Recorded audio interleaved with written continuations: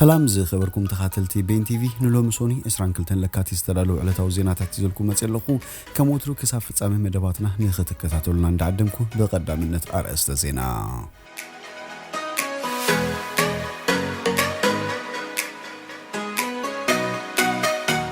أمريكا بقرن أفريقيا تفتيرو بزلو قلولاو حدش فلويلو ختمززيا تباهيلو أباكسوم شمونت ميتسابات بجاملة تقاتيلوم بجنرال برهانو جلا استمرح وجلا أب حبرات منغستات عرب مبصح يكاد كمزلو تغاليصو أمباسادر إيطاليا أب ديمقراسياوي ريبوبليك كونغو تقاتيلو روانዳዊ ፖለቲከኛ ኣብ ደቡብ ኣፍሪካ በጥይት ከም ዝተቀተለን ካልእን ዝድህስ ዜናታት ሒዘልኩም መጽለኹ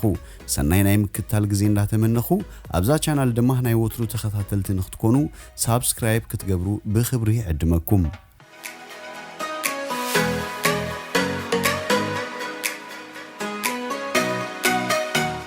ኣሜሪካ ኣብ ቀርና ኣፍሪካ ተፈጢሩ ብዘሎ ቁሉላው ሓድሽ ፍሉይሉ ختመዝዝያ ተባሂሉ نمحدار بايدن أب قرن أفريقيا تفتيرو بزلو قلولاو حادش فلويلو خمزز مخانو ديبلوماسيات تغليصوم تفلويلو بفلاي أب إثيوبيا كل تግራይ بزعባ ዝካየድ ዘሎ ኩናትን ተፈጢሩ ዘሎ ሰብአዊ ቅልውላውን ብምትኳር ክሰርሕ مخانو ተሓቢሩም ኣብ ርዕሰ እዚ ጉዳይ ሱዳን ምስ ኢትዮጵያ ተፈጢሩ ዘሎ ደቡባዊ ግጭት ኣብ ኤርትራ መንጋስ ዲሞክራሲን ምርጋጽ ሰው መስላትን ኣብ ሶማል ዛጊት ክትግበር ዘይካለ ምርጫን ተፈጢሩ ዘሎ ናይ መንግስቲ ሃጓፍን ካብ ቀንዲ ኣማማት ናይዚ ዝምዘዝ ፍሉይሉ ኣሜሪካ مخانو ይግመት ኤርትራ ካብ ትግራይ ሰራዊታ ክትስሕብ ዝጸውዕ ምሕዳር ባይደን ኣብ እዋን ትራምፕ ተቋሪጹ ጽንሕ ሓገዝን ኢትዮጵያውን ክቅጽል እንትኾይኑ ምስ ናይ ትግራይ ኩነታት ከም ዝተኣሳሰርዩ ተመልኪቱም ምሕዳር ትራምፕ ንኢትዮጵያ ኩሃብ ተወሲኑ ዝነበረ ኣስታት 272 ሚሊዮን ዶላር ድሕሪ ምስ መንግስቲ ኢትዮጵያ ብኣሜሪካን ባንክ ዓለምን ዝተማከለ ዘተ ናይል ምስሓቡ ከም ዝደስከለ ዝዝከርዩ እንተኾነ ምሕዳር ባይደን ምድስካለቲ ሓገዝ ምስ ጉዳይ ናይል ምትሓዝ ከም ዘይብሉ ብምምልካት ኣብ ትግራይ ተፈጢሩ ምስ ዘሎ ኩነታት ግና ክጸልዎ ከም ዝኽእል ጠቂሱሎ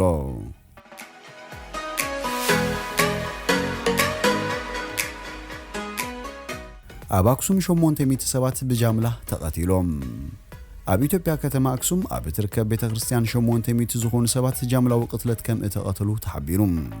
ቤተክርስቲያን ቅድስት ድንግል ማርያም ጽዮን ካብ ውግእ ሓድሕደ ተሃገር ንዝሃደሙን ናብ ቤት ኣምላኽ ብምኻድ ነብሶም ከድሕኑን ንዝመጹ መዕቆቢ ብዙሓት ኮይና ያጸኒሓም እዚ ኣዋርሃ ወፂሩ ዘሎ ኣብ መንጎ ሓይልታት ፌደራል መንግስታት ሓይልታት ምክልኻል ትግራይን ብዝተፈጠረ ጎንፂ በኣማይ ዝወጽሩ ሰባት ሞይቶም እዮም ብዙሓት ድማ ኣባይቶም ገዲፎም ከም ዝተሰደዱ ዝፍለጥ ኮይኑ እዚ ሕጂ ወፂ ዘሎ ዜና ግና እዞም ብጅምላ ተቀቲሎም ዝባሃሉ ዘሎ ብሰንኪ መስመር ቴሌፎን እገዳ ጋዜጠኛታት ትግራይን ቁጥሩ ዝሞቱ ብዝተፈላለየ ማዕከናት ነንበይኒም ኣብ ትክልል መስመር ቴሌፎን ኣብ ዝነበረሉ ኣሶሲኤትድ ፕሬስ ተባሃለ ማዕከን ዜና ሓደ ነቲ ግፍዕን ሳዕቤናቱን ከም ዝረኣየ ዝገልጽ ዲያቆን ኣብ ሕዳር 2020 ኣብ መወዳእታ ሰሙን እንታይ ከም ዘጋጠመን ዘስካሕክሕ ጭካንን ከም ዝረኣየ ገሊጹ ይርከብ ዓለምና ብክልል ትግራይ ንምእታው ኣብ ኩሉ ሸነኻት ንዘርእዮ ግፍታት ንምምርማርን ብሚሊዮናት ንዝቁጸሩ ዝጠመዩ ሰባት ረድኤት ንምሃብን ኣብ እትጭነቐሉ ዘሎ እዋን ቀዳማይ ሚኒስተር አብይ አሕመድ ግን ቀጥታዊ መልሲ ኣይሃበን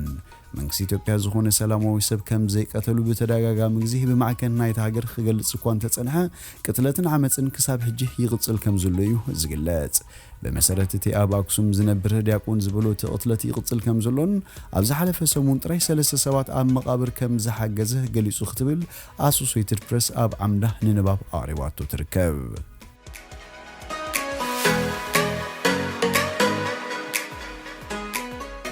بجنرال برهانو جلا استمرح وجلا أب حبرات منغستات عرب مبصح يكاد كم زلو تغليصو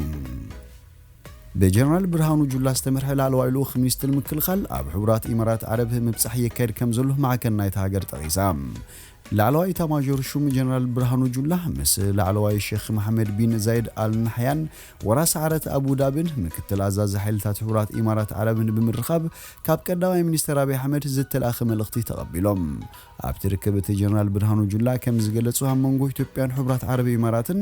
ዘሎ ርክብ ብኩሉ መዳይ እናደልደለ ይኸድ ከም ዘሎ ኣብ ክልቴን ሃገራት ዘሎ ርክቡን ከምኡን እንዳደልደለ እቲ ምትሕባሩን እናሰፈሕ ከም ዝኸደ ይጠቅስ ልዑል ሼኽ መሐመድ ቢን ዛይድ አል ነህያን እውን በግዶም እቲ ቀዳማይ ሚኒስተር ነዝ መልእኽቲ እዚ ምስተቀበሉ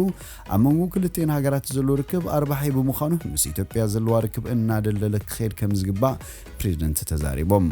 ሰብአዊ ርክብ ሰብአዊ መሰላትን በቁጠባት ትምህርቲ ቴክኖሎጂ ጸጥታ ኮሙን ወታደራዊ ርክባትን ንምድንፋዕ ሕቡራት ዓረብ ኤሚሬትስ ዘለዋ ቆራጽነት ብምጥቃስ ብሕታዊ ጻዕሪ ክገብሩ ምዃኖም ገሊጾም ጀነራል ብርሃኑ ጁላ ምስ ወራስ አራት አልሼክ መሐመድ ቢን ዛይድ አል ናህያን ኣብ ምብራኽ አፍሪካ ብዛዕባ ዘሎ እዋናዊ ኩነታትን ኣብ ክልል ትግራይ ብዛዕባ ዝግበር ዘሎ ወታደራዊ ሁሉ ኩነታትን ውን ዘትዮም እቲ ዝርብ ናይ ስራሕ መብጻሕን ተሰሚየ ካል አንፈት ዘለዎ ከም ዝኸውን ፌደራል መንግስቲ ኢትዮጵያ ኣብ ዝሓለፈ ኣብ ክልል ትግራይ ዝነበረ ውግእ ብናይ ዓረብ ድሮናት ተሓጊዙ ደብዳባት ይካየድ ከም ዝነበረ ብዝተፈላለዩ ወገናት ክግለጽ ምጽንሑ ይዝከር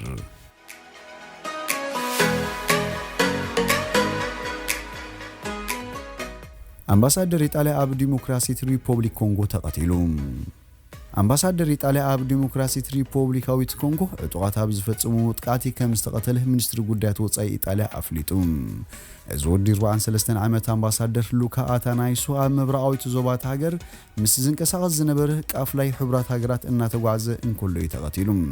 እቲ ቃፍላይ መካይን ናይ ፕሮግራም መግቢ ዓለም ዝተባሃለ ትካል ሕቡራት ሃገራት ምዃኑ ጸብጸባት ገሊጾም ኣሎም ኣብቲ መጥቃዕቲ ምስቲ አምባሳደር ዝነበረ ሓደ አባል ፖሊስ ኢጣልያውን ስሙ ዘይተገለጸ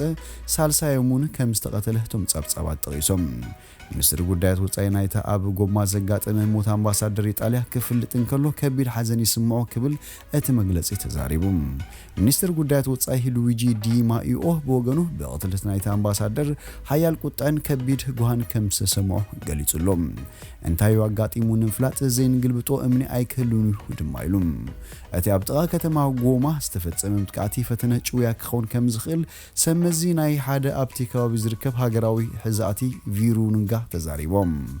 እቲ መጥቃዕቲ ኣብ ሰሜናዊ ጫፍ ምብራቃዊት ከተማ ጎማ ድሕሪ ሰዓት 10 ናይ ንጉህ ከም ዘጋጠመ ኣገልግሎት ዜና ሮይተርስ ነገለ ሰበስልጣን ብምጥቃስ ሓቢሩ መንነት ናይቶም ነቲ መጥቃዕቲ ዝፈጸሙ ብንጹር እኳ እንተዘይተፈለጠ ሓያል ዕጡቃት ጉጅለታት ኣብቲ ከባቢ ከም ዝንቀሳቐሱ ይፍለጥ ዝተፈላለዩ ሚሊሻታት ውን ኣብቲ ዞባ ንሓድሕዶም ክጋጭው ምጽንሖም ይንገር ኣብቲ ከባቢ ዓስኪሩ ዝርከብ ዓቃብ ሰላም ሕቡራት ሃገራት ነቲ ዝድልህ ምርግጋእ ንምፍጣር ዓብይ ብድሆ ኮይኑዎሎም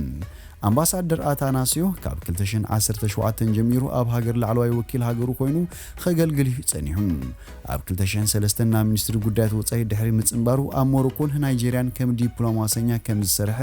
ታሪኽ ህይወቱ የዘንቱም እቲ ባህራዊ ሃብቲ ማዕድናት እትፍለጥ ዲሞክራሲያዊት ሪፐብሊክ ኮንጎ ን10ታት ዓመታት ሰላምን ምርግጋእን ተሐሪሟ ዝጸንሐት እያ ሓያሎ ጎረባብቲ ሃገራቱን ኣእዳውን ኣእጋርን ኣእቴናሉ ዝነበራ ግጭት እዩ ኣብቲ ካብ 1994 ክሳብ 2003 ዝቐጸለ ግጭት 15 ሚልዮን ሰባት ከም ዝተቐተሉ ጸብጸባት ይገልጹ ገለ ተዓዘብቲ ዛዕበየ ኩናት ኣፍሪቃ ክብሉ ይገልጽዎ እዮም እቲ ናይቲ እዋን ግጭት ከም ዘብቅዕ እኳ እንተተገለጸ ብድሕሪኡን ብዓሰርታት ዝቑጸሩ ናይ ሚሊሻን ካልኦት ዕጡቃት ተቃዋምትን ክሳብ ሕጂ ኣብ ምብራቃዊ ዞባት ሃገር ዘይምርግጋእ ፈጢሮም ይርከቡ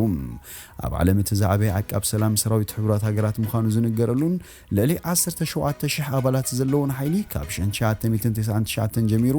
ኣብቲ ሃገር ምህላው ይፍለጥ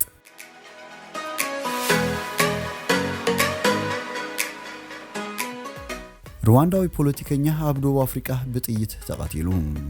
ሓደ አባል ተቃዋሚ ውድብ ሩዋንዳ ኣብ ደቡብ አፍሪካ ተሰዲዱ ክነብር ድሕሪ ምጽናሕ ኣብ ስራሕ እንከሎ ብጥይት ከም ዝተቀተለ ተገሊጹ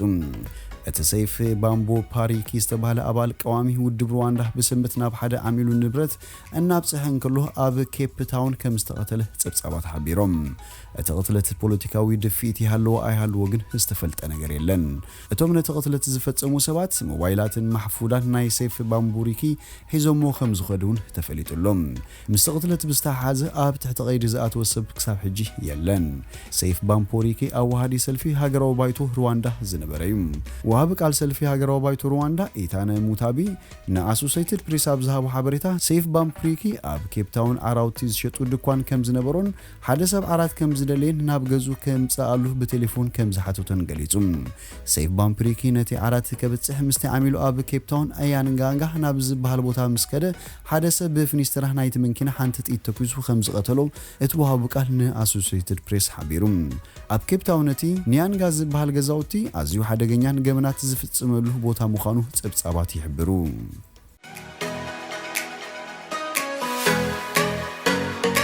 ዝኸበርኩም ተኸታተልቲ ቤን ቲቪ ሎሚ ዝብልናዮ መሰናዶና ኣብዚ ወዲና ኣለና ምሳና ስለጽናሕኩም ብልቢ ንመስግን ሰናይ ንዓኹም